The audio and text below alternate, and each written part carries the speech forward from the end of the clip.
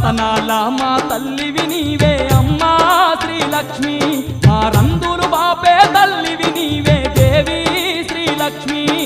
రతనాల మా తల్లివి నీవే అమ్మా శ్రీలక్ష్మి, మా రంగులు బాపే బంధువు నీవే దేవి శ్రీలక్ష్మి.